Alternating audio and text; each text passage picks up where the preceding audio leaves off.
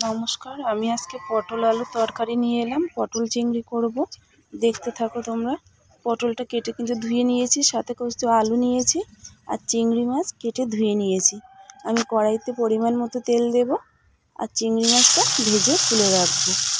এভাবে একবার করে দেখো, সত্যি অনেক ভালো লাগবে। আমি নুন আর হলুদ দিয়ে চিংড়ি মাছটা বেশ করে ভেজে তুলে রাখবো। এবার আমি ওই তেলের মধ্যে দিয়ে দেব কেটে রাখা পটলের টুকরোগুলো। পটলগুলো আমিও খুব ভালো করে ভেজে নেব।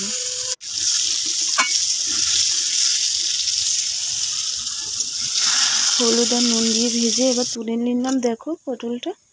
এবার আমি ওই তেলের মধ্যে আবার সেই আলুর টুকরোগুলো দিয়ে ভেজে নেব, ভালোভাবে নাড়াচাড়া করে নুন আর হলুদ দিয়ে। দেখতে থাকো পুরো ভিডিওটা। আমি তুলে নেব। কিছু ঘরোয়া মশলা রেখেছি দেখো। এবার আদা, টমেটো, জিরে, শুকনো লঙ্কা, কাঁচা লঙ্কা আর জিরে মরিচের পেস্ট। আমি তেলের মধ্যে তেজপাতা দিয়ে এই শুকনো লঙ্কা দিলাম, তার মধ্যে আমি দেবো টমেটো কুচি, পেঁয়াজের পেস্ট, আদা রসুনের পেস্ট আর দেবো হলুদ গুঁড়ো, দেবো আমি লবণ স্বাদ মতো, তোমরা স্বাদ অনুযায়ী দেবে। শুকনো লঙ্কার গুঁড়ি দিলাম আর দিলাম চিড়ে রাখা কাঁচা লঙ্কা। তেজপাতা দিয়ে আমি বেশ ভালোভাবে মশলাটা কষিয়ে নেব। জিরে মরিচের পেস্টটাও দিলাম। ভালোভাবে দেখো তেল ছাড়া পর্যন্ত আমি ভালোভাবে কষিয়ে নিচ্ছি, কাঁচা গন্ধটা যাতে চলে যায়। এবার কিন্তু আমি ভেজে রাখা সেই আলু, পটল আর চিংড়ি মাছ একসঙ্গে এই মশলার উপরে দিয়ে দেব। তারপর আমি আবার ভালোভাবে কষিয়ে নেব।